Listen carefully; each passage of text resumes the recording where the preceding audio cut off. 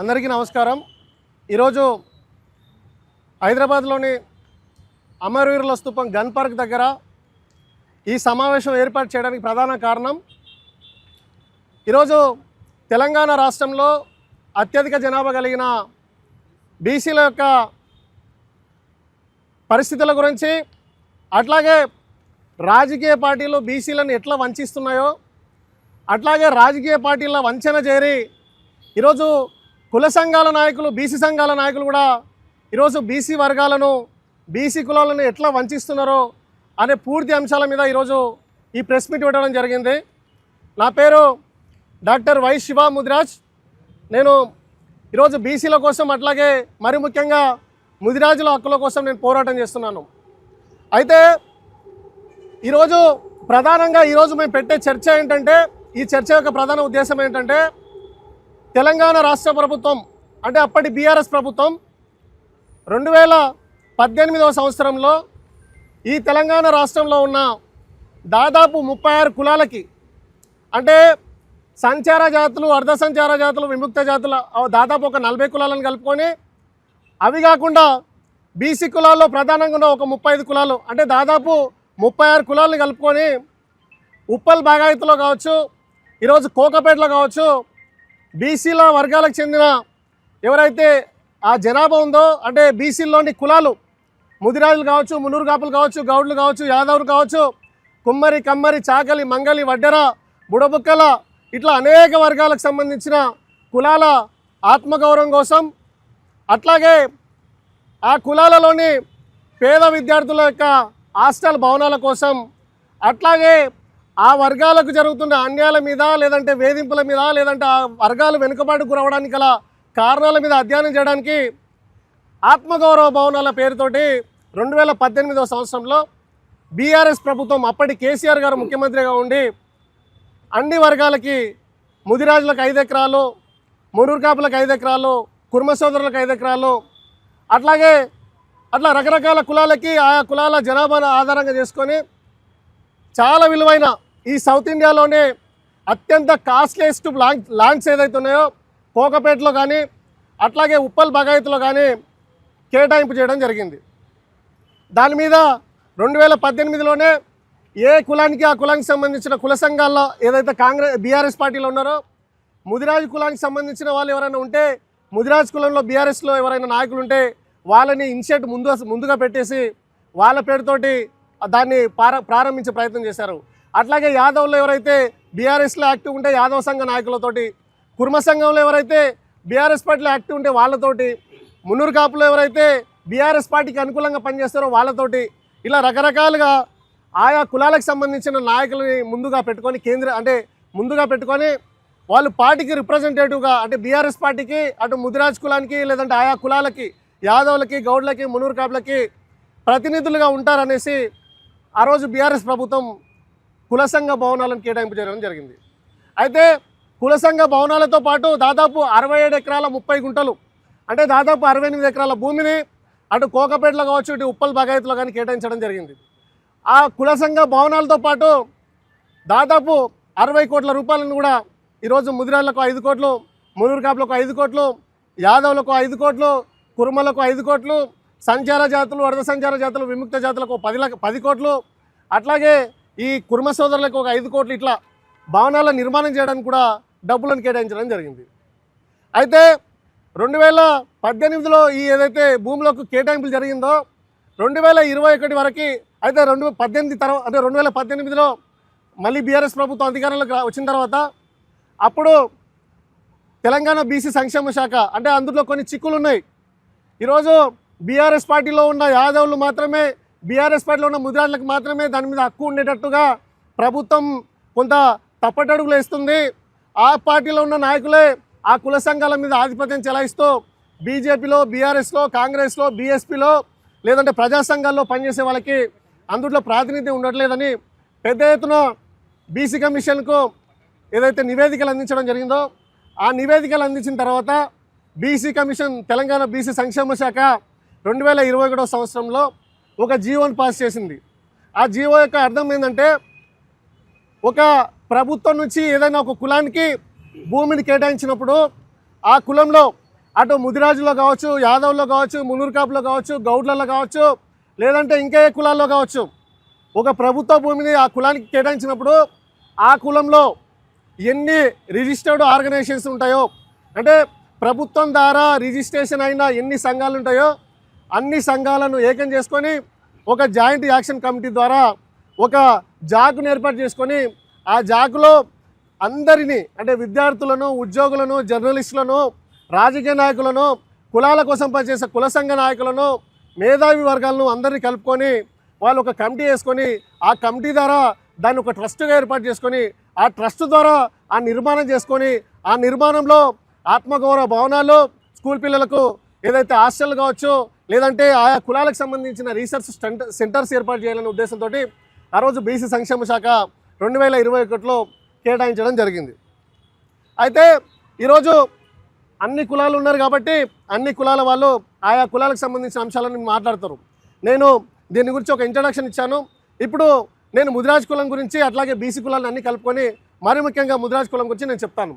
అయితే 2021లో బీసీ సంక్షేమ శాఖ ఆర్డర్ పాస్ చేసినాక 2022లో బండప్రకాష్ అనే వ్యక్తి డిప్యూటీ చైర్మన్గా ఈరోజు ముదిరాజ్ కులానికి ఒక రిప్రజెంటేటివ్గా ఉన్నాడనే ఉద్దేశంతో ఆయనను ముందు పెడితే బండప్రకాష్ గారు ఏం చేశారంటే కోకపేటలో 5 ఎకరాల భూమిని 5 కోట్ల రూపాయల నిధులను ఆయన ఆ భూమిని ప్రత్యేకంగా ఏదైతే 50 లక్షల మంది ముదిరాజ్ బిడ్డల ఆత్మగౌరవం కోసం, సంక్షేమం కోసం, అభివృద్ధి కోసం కేటాయించారో ఆ భూమిని బండప్రకాష్ అనే వ్యక్తి ఒక సొంత ట్రస్ట్గా, అంటే ఆయన వ్యక్తిగత ఆస్తిగా దాన్ని రిజిస్ట్రేషన్ చేసుకొని ఒక ట్రస్ట్ రూపంలో ముదిరాజ్ డెవలప్మెంట్ ట్రస్ట్ అని ఒక ట్రస్ట్ను ఏర్పాటు చేసుకోవడం జరిగింది.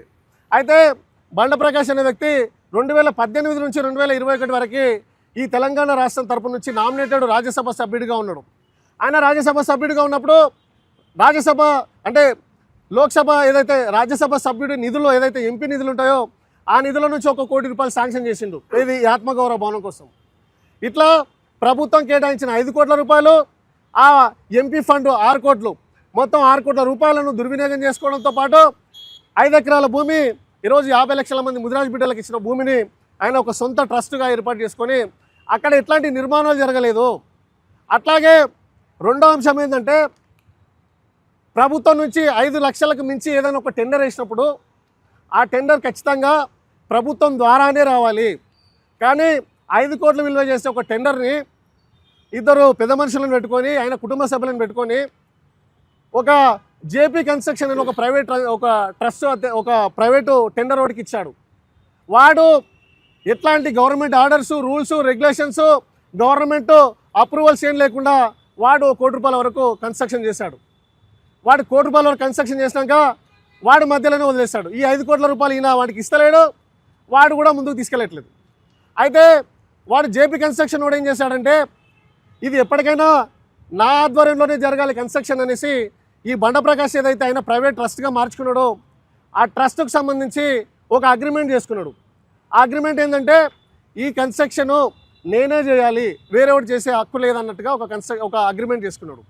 ఈ అగ్రిమెంట్ వల్ల ఈరోజు ఆ ముదిరాజ్ సంఘ భవనాన్ని వేరే కాంట్రాక్టర్ వచ్చి నిర్మాణం చేయడానికి లేదు.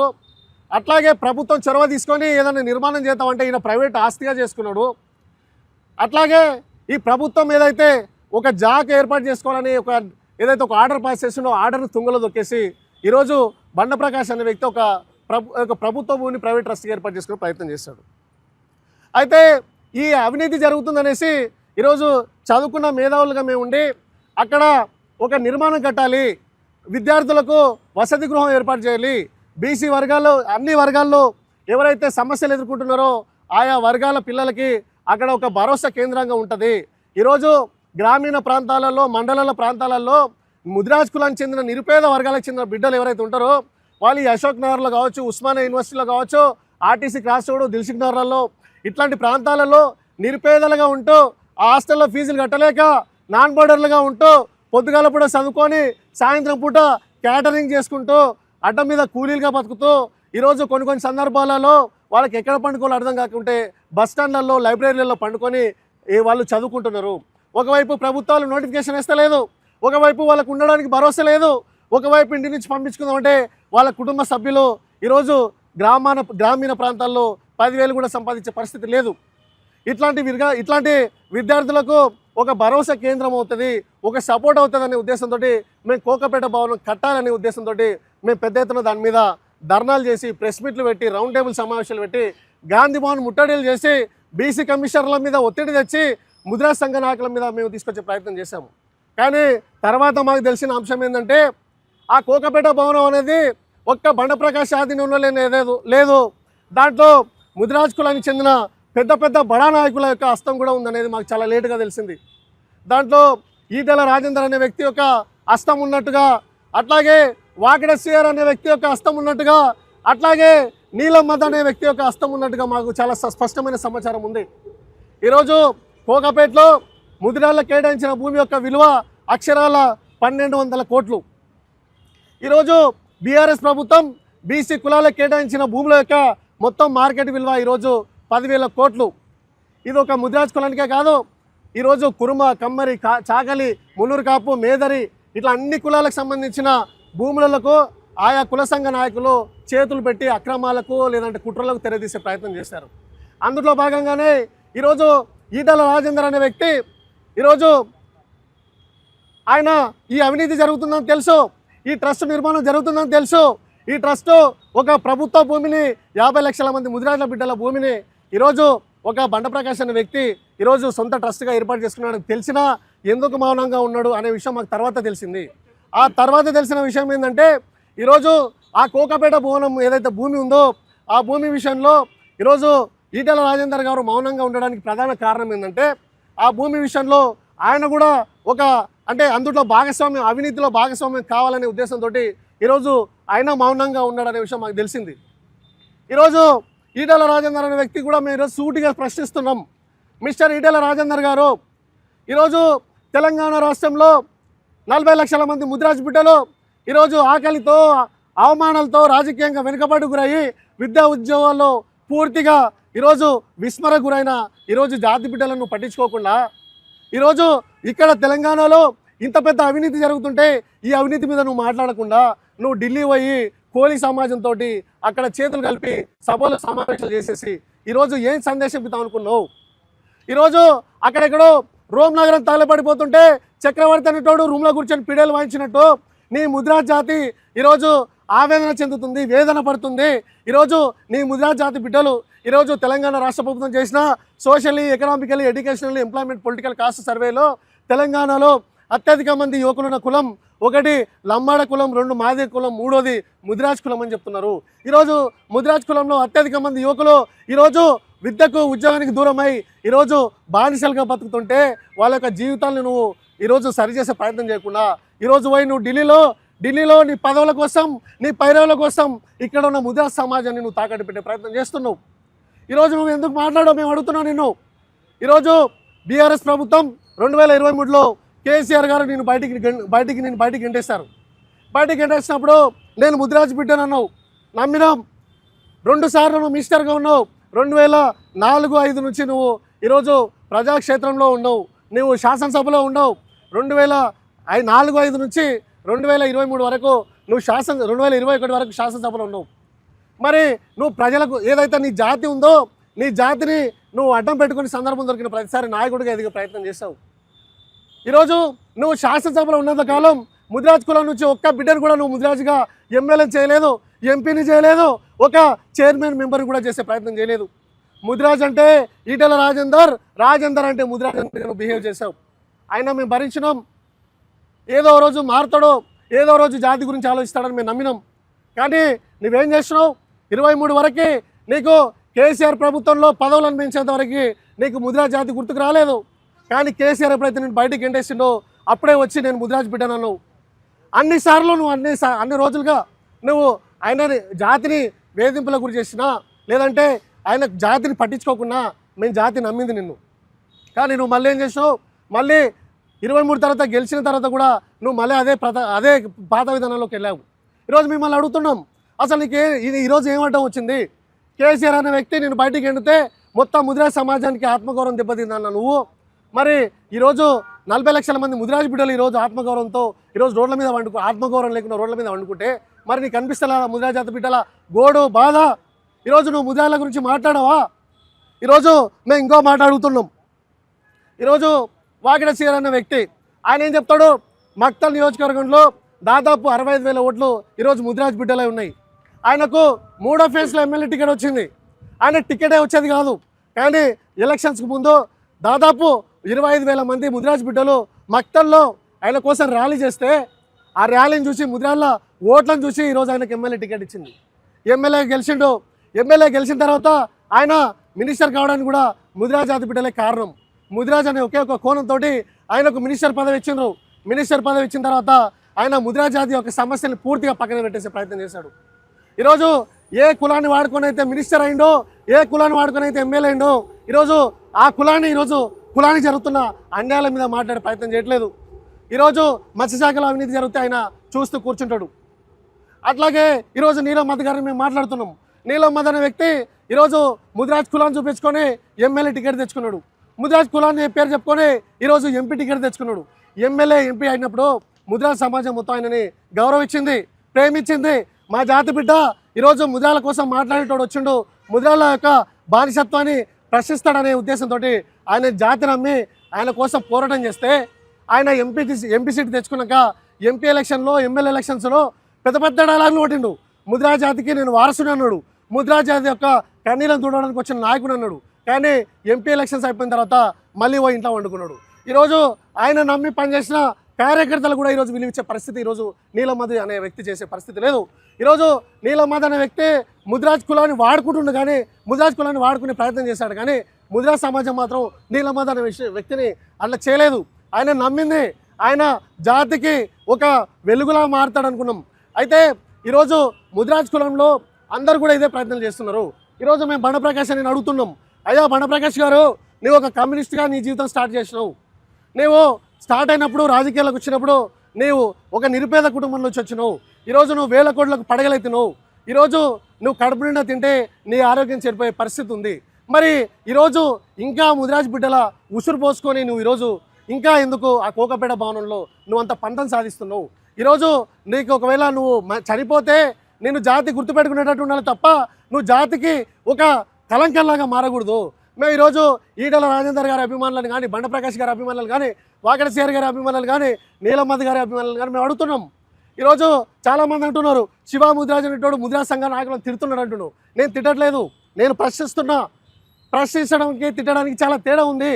మరి మీరు ముదిరాజ్ కులం పేరుతో ఓట్లు వేయించుకున్న మీరు, ముదిరాజ్ల పేరుతో సభలు పెట్టుకున్న మీరు ఈరోజు కోకాపేట భవనంలో మీ స్టాండ్ ఏంటి? ఈటల రాజేందర్ గారు చెప్పాలి, వాకిడ శ్రీహరి గారు చెప్పాలి, నీలం మధు గారు చెప్పాలి. ఈరోజు మేము ఒకటే మాట, చివరిగా 2 మాటలు చెప్పి నేను ముగించేస్తున్నా. ఈరోజు తెలంగాణ రాష్ట్ర ప్రభుత్వం చాలా ఓపెన్గా ఒక స్టేట్మెంట్ ఇచ్చింది. తెలంగాణలో బీసీల్లో అత్యధిక జనాభా కలిగిన సామాజిక వర్గం ముదిరాజ్ సామాజిక వర్గం అని చెప్పింది. మరి ముదిరాజులు ఈరోజు విద్యలో ఉద్యోగాల్లో చాలా వెనుకబాటు గురైనారని చెప్పారు. ఈరోజు ప్రభుత్వ ఉద్యోగాల్లో ముదిరాల రిప్రజెంటేషన్ లేదని చెప్తున్నారు.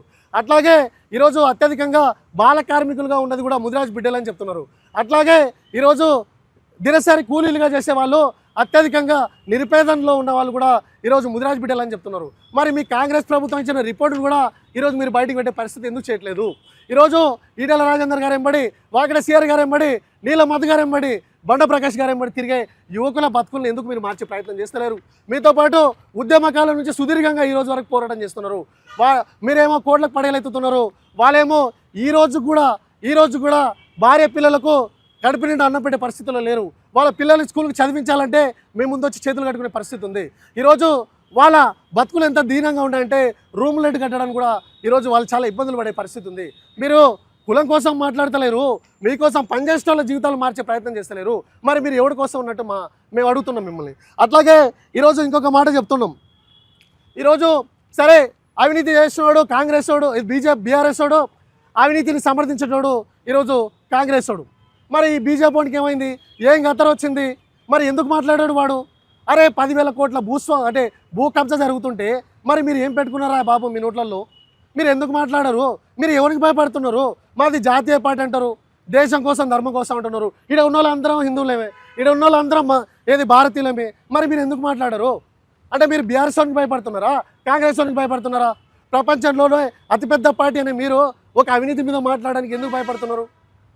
సో కాబట్టి ఈరోజు మేము ఒకటే మాట చివరిగా చెప్పాలనుకునేది ఏంటంటే, బీఆర్ఎస్ పెద్దలు కూడా మేము అడుగుతున్నాం, కాంగ్రెస్ పెద్దల్ని, బీజేపీ పెద్దల్ని మేము అడుగుతున్నాం. మేము రాజకీయ పార్టీలకు వ్యతిరేకం కాదు, బీజేపీ పార్టీకి, బీఆర్ఎస్కో, కాంగ్రెస్కో మేము వ్యతిరేకం కాదు. మా జాతి బిడ్డల ప్రయోజనాలు, మా జాతి బిడ్డల సంక్షేమం, మా జాతి అస్తిత్వం ఎవరైతే అంటే పాటుపడతారో, ఎవరైతే మా కోసం ఆలోచిస్తారో వాళ్ళ వైపు మేము నిలబడతాం. కాబట్టి మీ రాజకీయ పార్టీలు కూడా ఆలోచన చేయాలి. ఈరోజు ఒక బీసీ సంఘాలను, అటు ముద్రా సంఘాలను కావచ్చు, లేదంటే కుల సంఘాలను, ఒకవైపు కుల సంఘాలు 50% వంచిస్తే రాజకీయ పార్టీలు 50% వంచే ప్రయత్నం చేస్తున్నారు. ఈరోజు మేము ముద్రా సమాజం తరఫున ఒకటే కోరుతున్నాం రాజకీయ పార్టీలని, ఇటు కాంగ్రెస్ని కానీ, బీజేపీని కానీ, బీఆర్ఎస్ని కానీ. ఈరోజు మా ముదిరాజ్ బిడ్డల తరఫున నేను కోరుతున్నా, మాకు ఎమ్మెల్యే సీట్లు వద్దు, మాకు ఎంపీ సీట్లు వద్దు, మాకు ల్యాండ్ కబ్జాలు వద్దు, మాకు కాంట్రాక్టర్లు వద్దు, మాకు ఆత్మగౌరవం కావాలి, మాకు అస్తిత్వం కావాలి, మా జాతి బిడ్డల ఏదైతే విద్యా ఉద్యోగుల ప్రాతినిధ్యం కావాలి. మమ్మల్ని కూడా ఈ తెలంగాణ సమాజంలో మనుషులుగా గుర్తించాలని, మా ముదిరాజ్ బిడ్డలను కూడా కన్సిడర్ చేయాలనే ఉద్దేశంతో మేము ఈ పోరాటం చేస్తున్నాం. ఖచ్చితంగా ఇన్ని రోజులు కుల సంఘాలకి మేము అల్టిమేటం చేసినాం, ఇప్పుడు రాజకీయ పార్టీలకు అల్టిమేటం చేస్తున్నాం. రానున్న రోజుల్లో బీఆర్ఎస్ కానీ, బీజేపీ కానీ, కాంగ్రెస్ కానీ తమ వైఖరి మార్చుకోకపోతే పరిణామాలు చాలా పెద్ద ఎత్తున ఉంటాయనేసి నేను తెలియజేస్తున్నాం.